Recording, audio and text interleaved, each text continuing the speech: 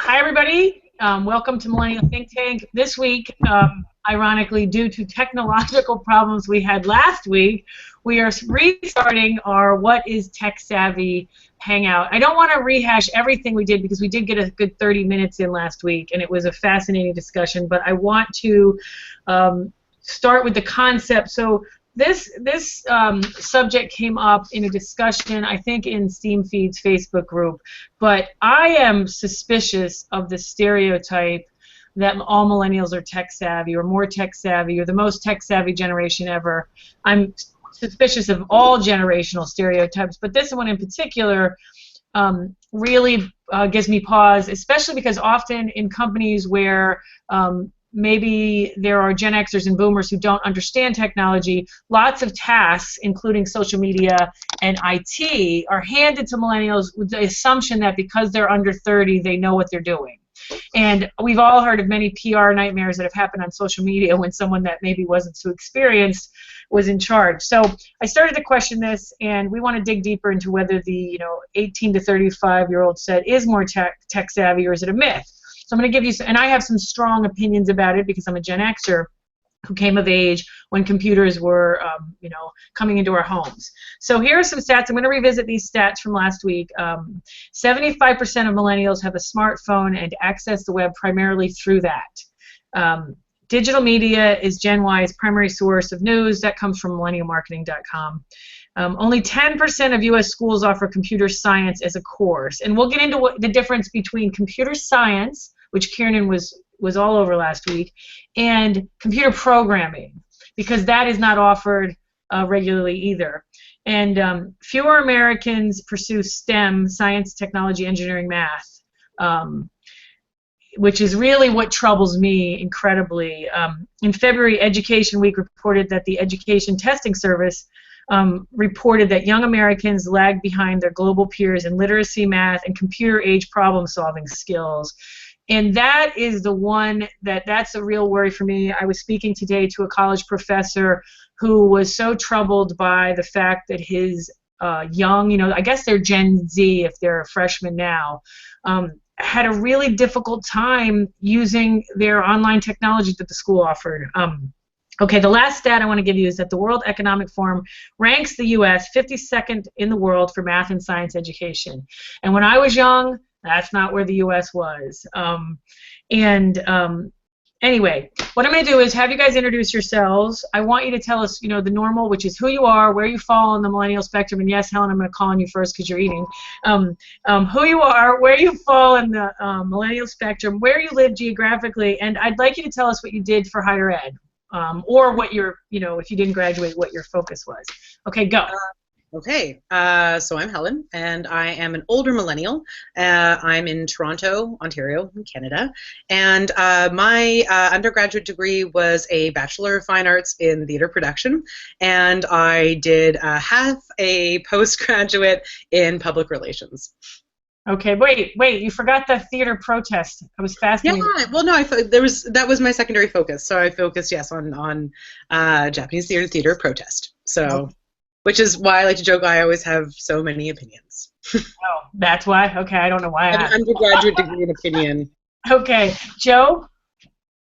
I'm Joe Cardillo. I'm an older millennial as well, and I got a bachelor's degree in theater arts, acting concentration, but also took quite a few classes in poli-sci, a little bit in economics, and some English and stuff like that, too. And both of you work in social media, right?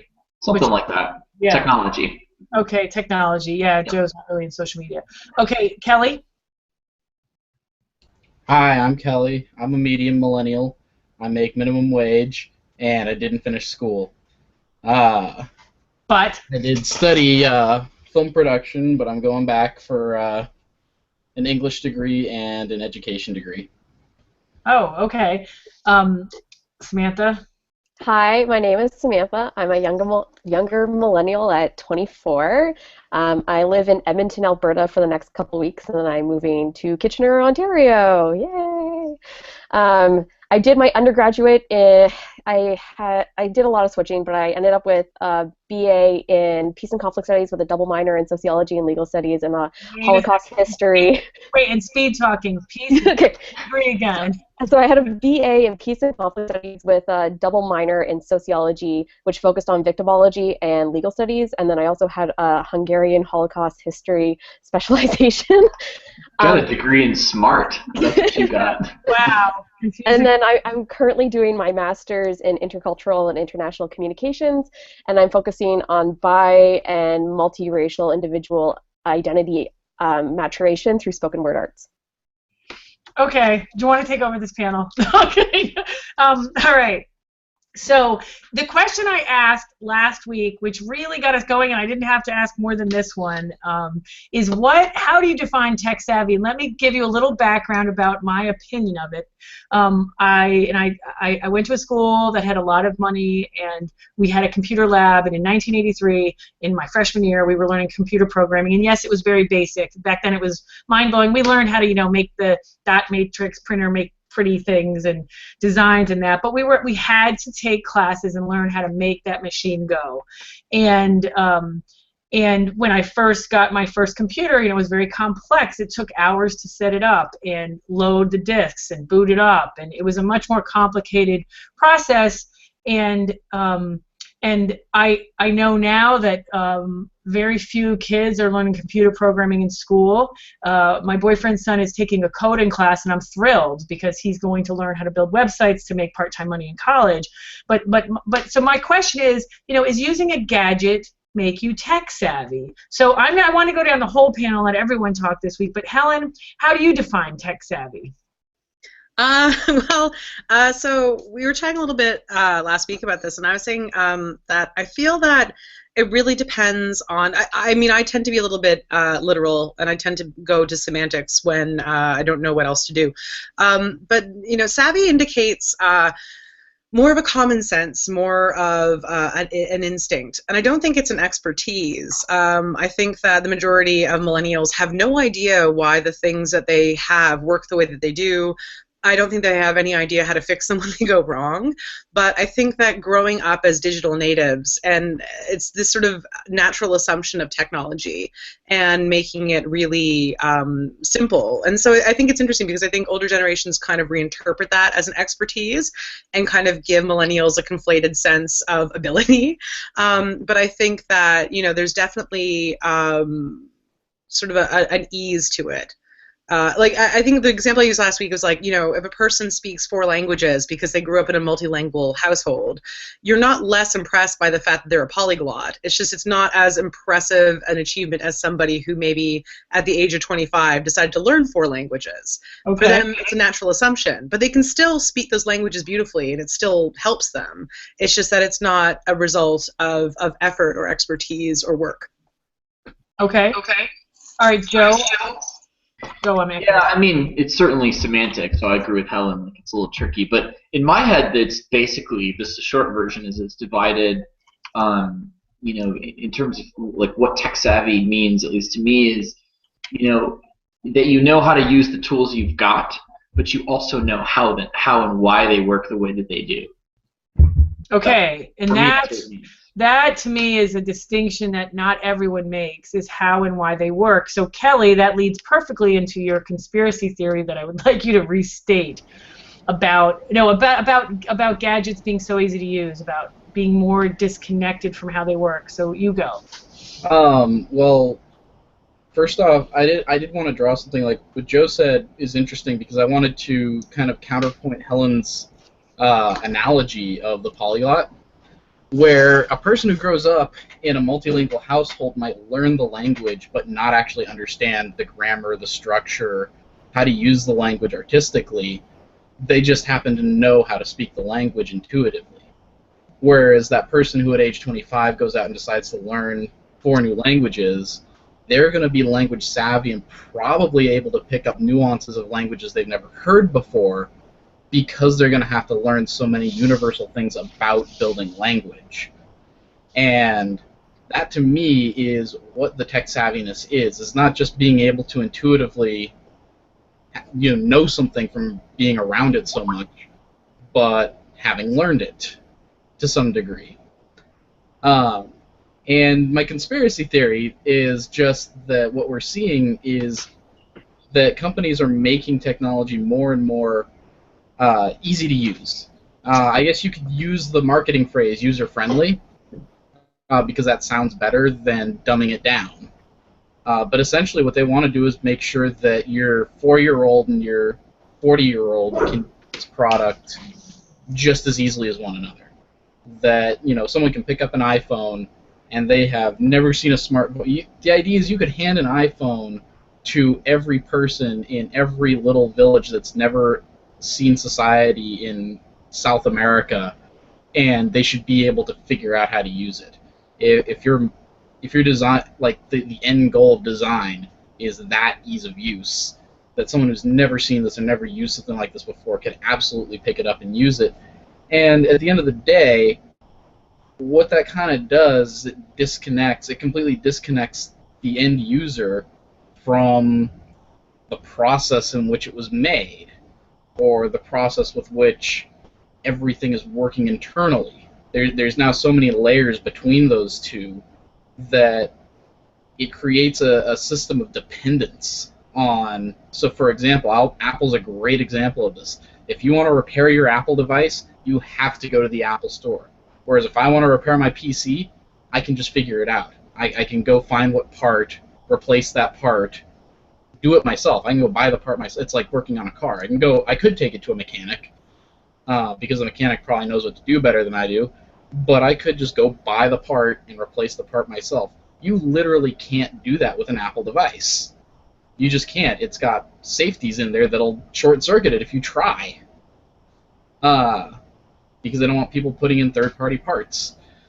And that means that not only are we moving towards a system where we're completely disconnected with how our technology is working, but we're also moving into a system where that technology is creating a codependence on the company in order to keep that technology working, because even furthermore, then you have things, and I'll bring Apple into this, Apple, evil fucking company. Apple, who will send out updates when their next iPhone comes out that overload their processors on their old iPhones. So when the iPhone 6 comes out, it's going to release an update to the OS. It's going to overload the processor on your iPhone 5 so that it breaks and you have to replace it. Yeah. I mean, you have a company that's doing that specifically and creating a system of codependence because you don't know and you can't figure out. But it's, and I'm going to interrupt you, and it's fascinating to me. I mean, it's you know, I've struggled with this Apple thing for a long time myself, because, you know, it is easier for people who have all Apple products to sync everything and everything works, but I totally get that. Wait, I'm just seeing this synergy. So what you're describing, Kelly, is we're becoming farther away from how the technology works, how to even fix it, right? Especially if you become an Apple cult member. You can't, like you said, adjust your computer or add to it or anything, right? This reminds me of the food conversation. You know, I was listening to this thing on NPR from a woman who came over from Europe in the 70s, and she was stunned by America's disconnect from food and how it's grown, and we've all forgotten or lost that.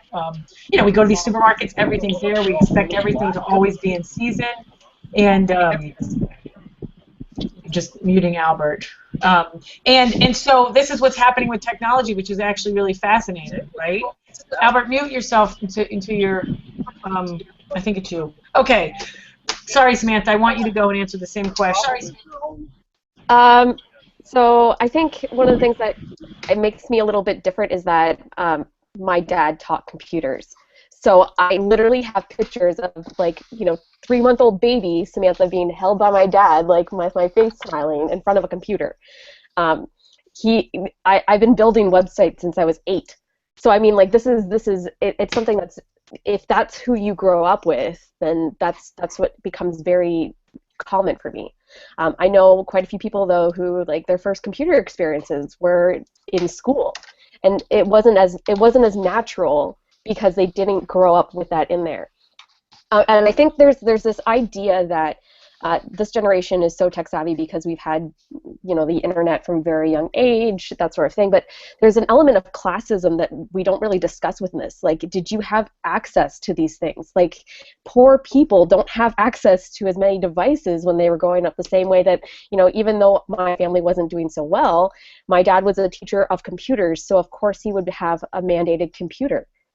These are part of the things with tech savvy, is that you're assuming that everyone is in a middle class family who has access to these things, and we're only seeing trends in the last 5 to 6 years.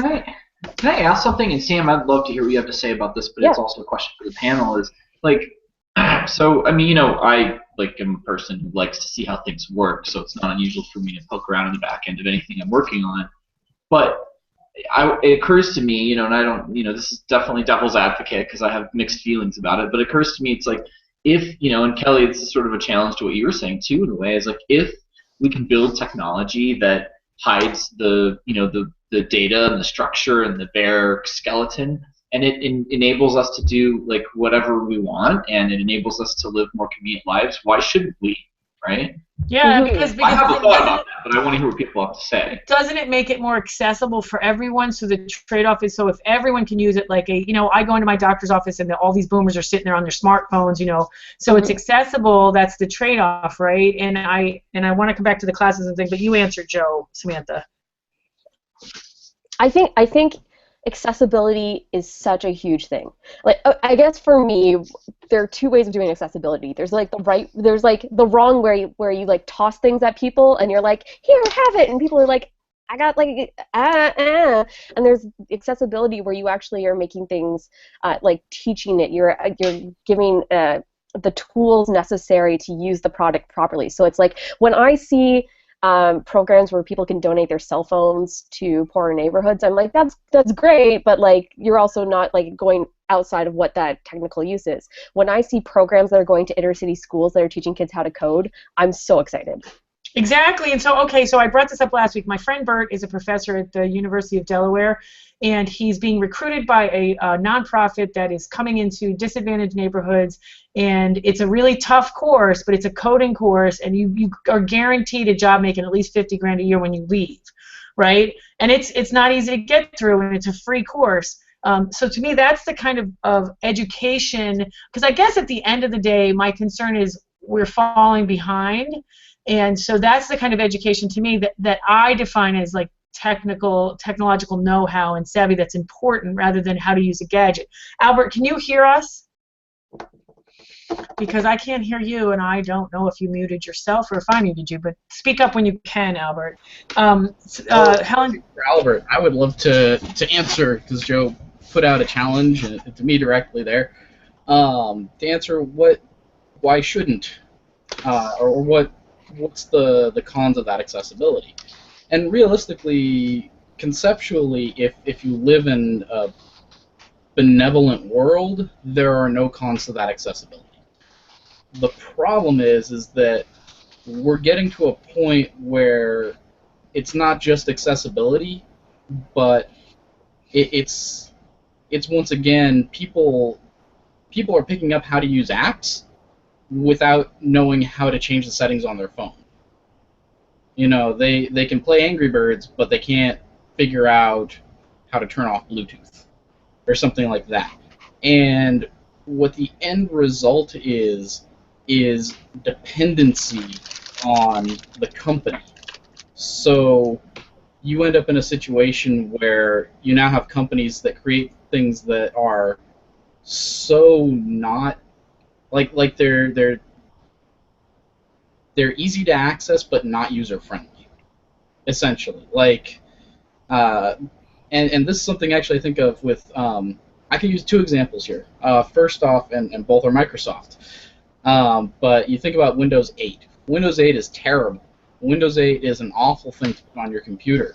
But if you're buying new computers, you're probably getting Windows 8 or you're hunting like mad for Windows 7. But if you got Windows 8, it's terrible. Now, what did Microsoft have to do? They had to throw out this huge update that turned Windows 8 back into Windows 7 if you clicked a certain button, and so that you could organize it the way you liked it as before. But eventually, Microsoft's just going to say, no, that's not going to fly. You're just going to have to do it the way that we want to do it. And the problem is that as these systems keep moving forward, more and more it's just going to look like the Windows 8 model, where I can't do anything with my system by myself. I have to have Microsoft do it for me. I have to talk to Microsoft and have them figure it out for me. But I don't have customized. And I mean, I think Daniel brought this up last week. Okay, that's 90% of the populace. Albert, can you hear me? I don't think he can. Sound from him. But I can't hear you, Al. Okay, Albert, talk. Wait 1 second, Kelly. I'm here. Okay, so sorry, Kelly. I just want to shift to this, and I mean, I want to come back to that, Kelly, about who can hack programs, basically. But Albert, if you can, introduce yourself, who you are, where you live, and what you did for higher ed. Yeah, so my name is Albert Chen. I am a millennial living in Orange County, California, in Costa Mesa. 27 years old and working in high-tech product marketing with past experience in Cisco and HP. And you want to know about my higher ed experience? Yeah, what did you go to school for? What's your...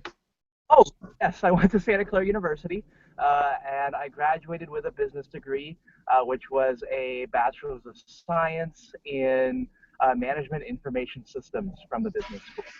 Okay, and I'm gonna ask you to answer what you think tech savvy is.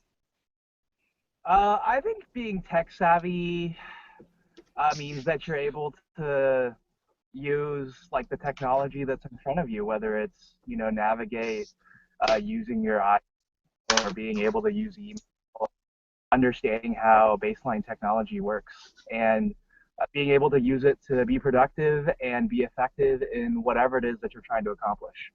Okay, because I think Helen is. I'm gonna mute you real quick, Albert, because you're getting texts and driving and on a Google Hangout, so you are in my book tech savvy. But Helen brought up that throughout the 20th century, we've had specialists to care for the appliances and technology in our life, even if it was less sophisticated. So originally, we echoed with Kelly, saying that it's harder to fix your own computer, right? Especially as you get into the Apple world. So that's sort of like we've become distant from how they work and how they're made, just like we have with food. And I was thinking about this, Helen. One of the highest paid jobs for a man who doesn't have more than a bachelor's degree is a skilled laborer. Like if you're a carpenter, an engineer, an electrician, a plumber, you make bank in the U.S. And the reason is, and I remember reading this, back in the day, in the 40s and 50s, every man on the planet, most men, could fix those basic things. They could do basic carpentry, basic plumbing. And as we became a more educated society, we got away from that. And so the laborers who are skilled can make serious money. It is hard to find a good carpenter. Well, maybe that's what's happening with technology as well. It started out as something more rudimentary, more people could, but what concerns me is that we're not being educated to. Sorry, Joe. Let me ask something though, because I think we're missing. Kelly, I think touched on it a little bit, but I think we're missing one of the key things here, which is what is it that we're afraid of, right? What is it that we really fear? If because as Helen's describing, we've got lots of gadgets and tools and appliances that allow us to do lots of things, and that's fine. And of course, I'm particularly wary of things where we don't get to see behind the veil. But what is it that people are afraid of in that instance? And I have a thought, but I'd like to hear what other people have to say. Okay, does anybody want to jump in? What are you talking about? Okay, what are we afraid of? I'll give you a practical example. By not being tech savvy enough, is that what you're getting at, Joe? Yeah. There's this sort of sense of we should be able to do, and I agree, we should be able to go look behind the interface, right? We should be able to see what's powering the things that we do. And the example that I was thinking of is, algorithms run a lot more of our lives than we think they do. A lot of the stuff that you're presented, not just online, but in the physical world, is now determined by algorithms that if they don't target you exactly as a user, they target your category or class of person, and then they sort of make a lot of different kinds of assumptions about how that works. So I'm just curious, Right. like, what about that are we so afraid of? I could see some different problems. All right, Albert. Albert, you go. So what are we afraid of by not being tech savvy? Yes. I think if you're not able to use a lot of these tools, in some sense, you kind of price yourself out of the job market, right? Because like I feel like in some sense, a lot of employers, and you see this on my jobs group on a daily basis, where you have the older job seeker who talks about how they talk to companies, and these companies are like, oh, we want to hire millennials, right? And so this whole sense that you need to apparently have a Twitter account, and by having a Twitter account, you compromise yourself from having a job. I think that's like the very, very like minimal of it, though.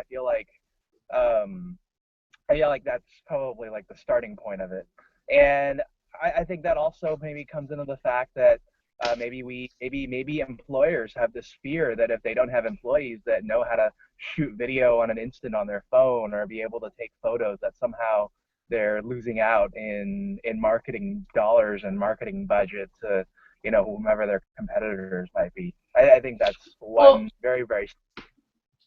Can I say, Joe, I think there's a different aspect of it, and I think Edward Snowden was part of that, and this realization that there's all this data being collected that we don't understand. I mean, to me, part of the fear, the two fears, is one, us falling behind economically because it's a technology age, but also it makes the big brother paranoia stronger when you don't understand how the technology works. I mean, Samantha, do you want to answer that? Like, do you have a fear about us as a culture becoming less tech savvy? Okay, so Can I? Sound a little bit like a conspiracy. You want to go for it, Kelly? You can go for it. No, I want you to go first. Wait. If you have something to say, Samantha, then go first. Okay, so I have this fear over how we're teaching coding and math, because I've seen how we teach little kids math now, and it's all like blocks, and it's not like it scares me, because there's so many pieces within the way that I was taught coding that were very much about like building and like learning how to function and how to piece things together comparatively to like already built models that take away some of the elements that I think. Problem solving. You're talking about critical thinking and problem solving, yeah, right? So I feel like as we try to make things, there's ways of making things accessible that are like able to be taught for all people, no matter where they are within certain oppressive elements. It's another thing to remove the problem solving element of it, which I see in some of the ways that we are teaching coding, which makes me really nervous. And I think I'd love to Okay. say, in some sense, right, we're using coding as sort of like this, I would say, really, really mediocre Band-Aid, as opposed to like a, let's actually cultivate this passion and interest, and so that we can, do something with it, right? It's a force-fed skill in some sense nowadays, because we realize that nobody's like doing STEM, or that there's a really huge shortage of it, and that's I think a truth that we need to kind of grapple with, as far as like, what direction should we take versus. I don't know if that. Okay. All right, Kelly, I know you want to go. Yeah. Well, so let's. I know that you asked a question about. Looking very confused. You were asking a question about. Why is it scary? I mean, Joe asked why. Yeah. And so I wanted to bring up the other example, which once again comes back to Microsoft and the Xbox One, and its initial release concepts. So that's a major piece of technology that's in a lot of people's homes, that probably none of us really knows exactly how it works. Aside from it's a computer and it runs an operating system that reads a very particular kind of disk. Other than that, what it was a device to do very invasive marketing.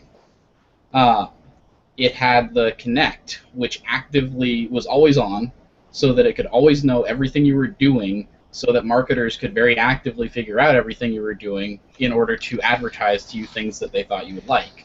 So it knew all the shows you were watching, all the people you were talking to, the kinds of conversations you were having, It was supposed to pick up on buzzwords and feed that back to you in a marketing sense. It's incredibly invasive, and a lot of people didn't like that concept. But at the end of the day, we are aware that that's what the company wants to do. That's the direction that they want to go in, and we can keep sort of yelling at them and saying, we don't like this, we don't like this, we don't like this, but eventually that's where it's going to be, is we're going to have, the webcams connected to our computers. We're not going to have a choice in whether or not to have them there, and because things have become so not so non-user friendly, you don't have the option to turn them off. You don't have the option to change the settings and everything, because if you were, then you wouldn't be dependent on the company.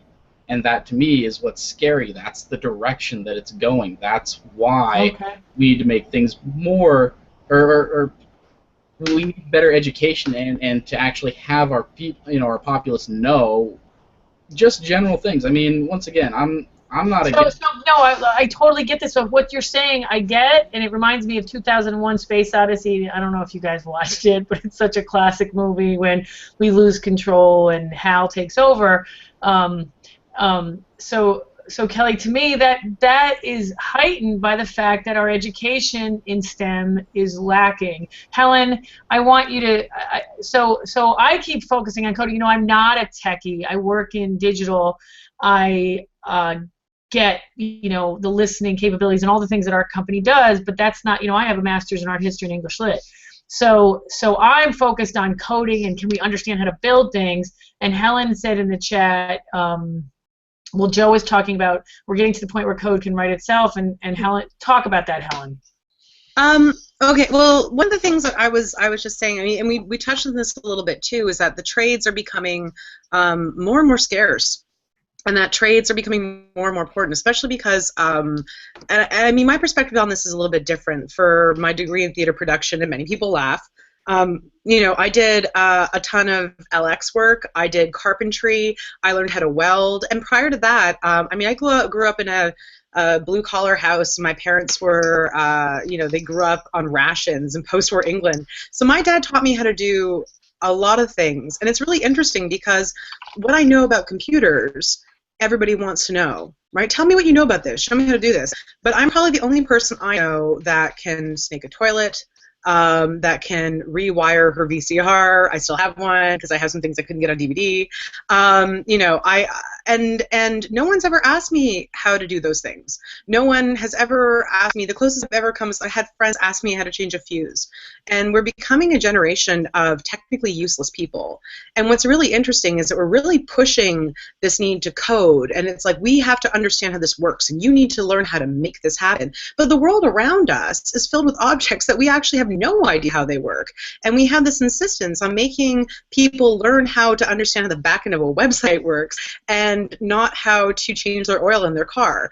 Which, I mean, in a couple of years won't be relevant anyway because cars will drive themselves. But the fact of the matter is, we don't know how this works. And what's interesting is with this notion that everyone needs to learn how to code, that coding is a democratic right, and that everyone, once they learn how to code, is going to be great. Well, scarcity breeds importance. And if you have a generation of people who don't know how their refrigerator works, but they know how to write a really great website, coding will become the call center of the future. Everyone will have, it's going to be this simple skill that everybody has, and it's the people who work with their hands, who understand how these things work, things that actually affect and improve your life, mind you, not your phone. And I say this as a person who works in social media. Your fridge working will actually improve your life. Your water heater will actually improve your life. Your phone means that you can talk to people and check tweets. Those are the people who are going to make the money. Those are the people who are actually going to be important. And this emphasis that we have on understanding the back end of tech savviness, understanding why things work, why do you need to know how it works? You don't need to know how anything works. I've seen this time and time again because I've never heard a person express to me, gee, I wonder how my AC works, or I wonder how I get water up to the top floor of my apartment. The only time we care is when we don't get it. Well, although I will tell you, and I'm going to go to Samantha, I was a city dweller for many years as an adult, and then I inherited my grandmother's farm, and I put a new furnace in it, and I had no clue that you were supposed to get the thing clean. So after 3 years, it totally backs up, and I come back, and it's a snowstorm, and I walk in the house, and there's black soot everywhere, and all my farmer friends are like, when was the last time you had it cleaned? I'm like, cleaned? You know, total idiot. Learned the hard way. But Samantha had said earlier in the chat that poor people learn how to fix their own stuff because they have no choice, right? So, and you also, Samantha, brought up classism and how technology, and it's different now because everybody has a mobile, well, more people have smartphones giving them access to the internet, but I want you to speak to all of that. Well, like, my parents the first house that they could afford was not a pretty house. I mean, like, everyone is used to that side of town, and you know, that's where we lived. And my parents invested their time and what they could afford to fix themselves within that house. So I learned how to build a deck when I was 7, because you can't, like, you know, pay for a contractor, because if you're poor, you don't have money to do that. If your refrigerator breaks, you're too busy trying to put food in the refrigerator to pay for someone to fix your refrigerator. You literally take your free, you know, library card, get a how-to book, because that's why they still exist in libraries, for people who need to access them there, bring it home and be like, okay, let's try not to kill ourselves while we put this thing back together. And the thing is, when you look at people who are part of the service industry who pay for these things and who often complain about the cost of plumbers and electricians and things like that, it's because they've never known the necessity of trying to make it themselves or trying to fix it themselves. And that's a whole other element.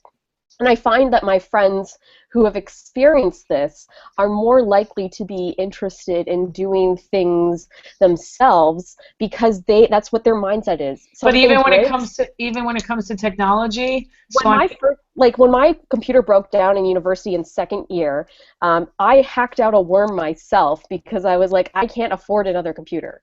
This is just, and I mean, like, I would not suggest that to someone who doesn't have a coding background, right? Because I knew how to, like, fix around my Windows computer at that time. And it also was, like, Vista, which was still allowing me to go in the back end, and that's perfect. But I mean, like, this is also, like, what you see how technology is treated by those who have never had the access to someone fixing it, is that, like, if they can afford Apple Care, they're going to go with it, because that way they don't have to lose their one precious thing. And you know, I think part of that is Helen definitely touched on this too, but you know, part of that is this assumption about technology that it's, you know, designed to fix all of our problems, right? And you know, I could go off into a whole other thing, and Samantha's read something that I just published this week about that, where we were talking about sort of problem solving in software. You know, you can look at a tool like Excel, which is, you know, a lot of people think Excel is this, like, awful old thing. It's just terrible, and yeah, it's got some limitations, but it's probably one of the most flexible tools you could have ever invented. That's why it still exists, like 30 or so years on from when it first got created. And so, I mean, there's some use for these large-scale flexible tools, but there's lots of problems, like the ones that Helen was talking about in real life, like your refrigerator or whatever the modern equivalent of a refrigerator will be in 10 or 15 years, that are totally fine and good for us to know how to solve and learn to solve. Like, I don't think problem solving is this, you know, I agree with Helen. I don't think it's this amazing thing that, like, we need these, like, incredible pieces of software to, like, do it all for us all the time. I think there will always be problems. Those problems will change, but there will always be problems that are fairly small that we don't necessarily need some fancy interface to do. Okay, and I have to tell the story Helen put in the chat, that her father taught her how to fix everything, but didn't realize you need a modem and Wi-Fi to get the internet, because he thought it was just everywhere, which is hysterical. My parents bought an iPad, which was really, like, they called me up and, like, we bought this iPad. And because my dad was always monopolizing the computer. And my mom called me and she was like, oh, we cannot get it to go on the internet. We just can't. And I was like, well, you know, have you tried doing this? Have you tried doing that? No, it's just not working. And after, like, 2 weeks, my mom I got sick of it and I sent it back. It was a piece of garbage. So a couple of months went by, and my dad won one in, like, a raffle.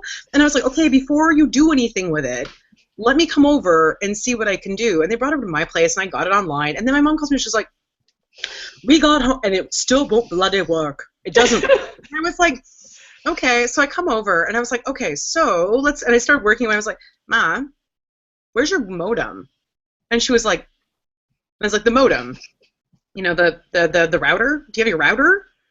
And my dad was like, what's a router? And I was like, oh, okay, I think I know what the problem is.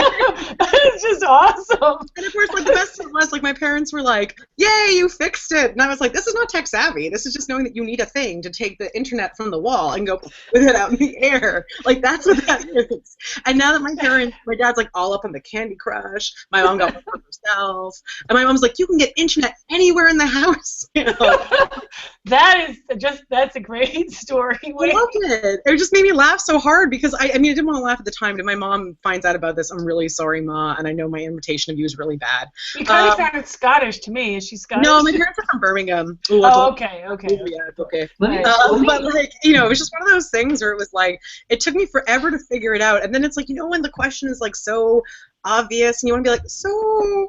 Did it ever occur to you guys and me you don't have Wi-Fi? My dad's like, well, we've got the internet. And I was like, okay. So I'm going to need $120 and the keys to your car. I'll be back in half an hour, and I'll fix that for you.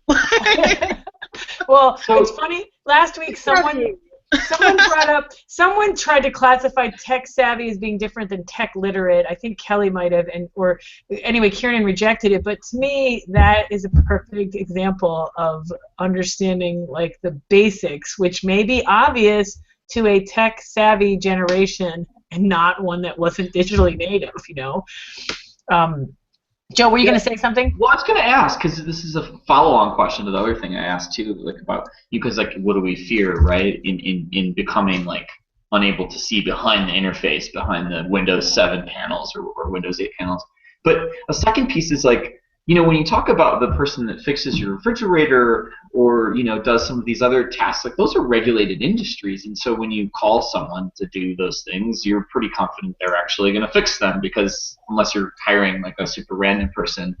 But, you know, I was thinking of the contagion study. So we talked about that last year. It was one of the first think tanks. We talked about how Facebook, you know, did all this sort of testing on users that wasn't really, it got discovered much later.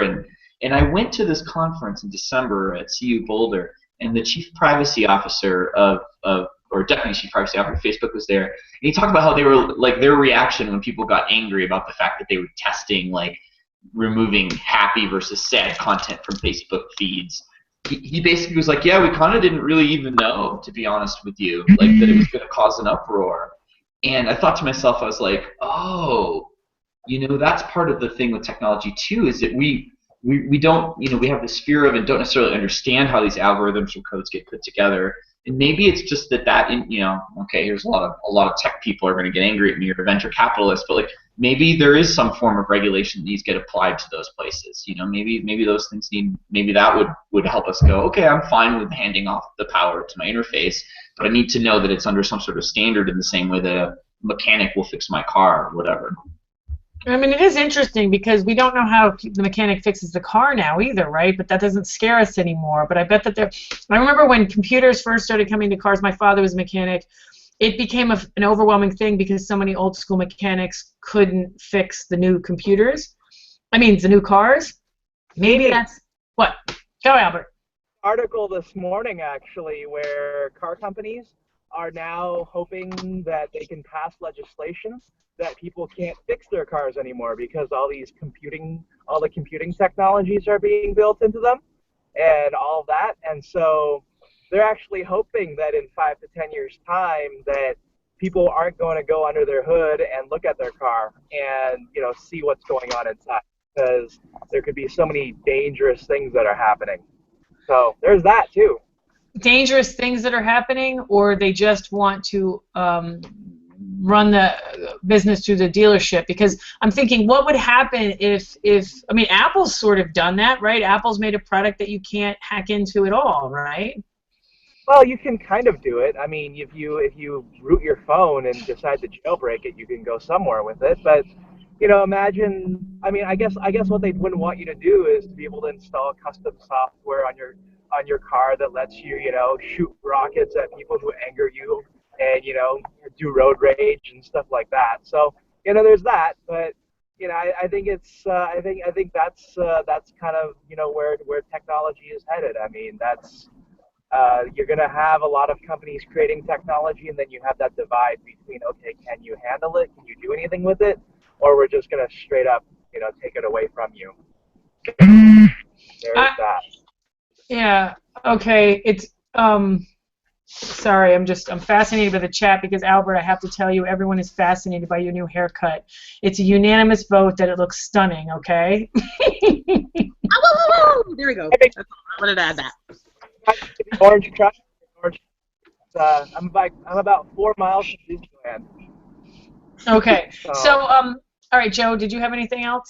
Yeah, I mean, I guess, I think that one of the things that gets lost in all of this, and I won't say much about it, but is, underlying almost all new sort of advancements, whether they're, computers or other types of technology in the past, you have a layer of like what are called open protocols. Those are the agreements that people make about how things get done in the new environment. To Kelly's point earlier, like Apple is one of those that doesn't really want to play ball like that, because when you control the ecosystem, you can make a ton of money and you can stifle other people's improvements. So I think when we think about all this stuff, we think about what's tech savvy, I think part of that is understanding those protocols, understanding the layers of how things actually get done. I think that's really critical. Yeah, and so maybe my fear, which is the one I started with about the lack of education in STEM and coding, and I'm one of those idiots who thinks everyone should be able to code or thought that. But maybe really it's awareness and education, Joe. Like maybe that's what makes people like me less scared, right? If you guys are cracking me up because you're all making so many faces, mostly to do with the chat, but maybe that's it. Okay. All right. I have no idea what you're... Okay, I'm going to end it now unless you guys have something you think we've missed, because we did spend a half an hour on the... And you guys are totally out of control, but I'm glad we built this little community that everybody's having fun. And Kelly, what is it? What is it? Kelly, what is that? Oh, God. Okay, all right. I'm losing it on air because they said the word philanderer in the chat, because I use the archaic English language that some of these millennials don't understand. They think that's like a Shakespearean term. When are we going to get a millennial think tank T-shirt? Okay, all right, we're going to end this hangout. Don't let him hijack it, Albert. We're gonna end the hangout. Thanks, you guys. I mean, this was a really deeper, I think, than we were even last week, and it made me start to step back and assess like what I'm afraid of about it. And anyway, thanks a lot. We'll be back next week because we screwed up last week, and we're on HR issues that have to do with technology and digital and how things are changing because people are working remotely and from their homes and all that. So next week at 8 o'clock, see you all here, and thanks. You guys can hang on, and I'll just stop the live broadcast. Bye-bye.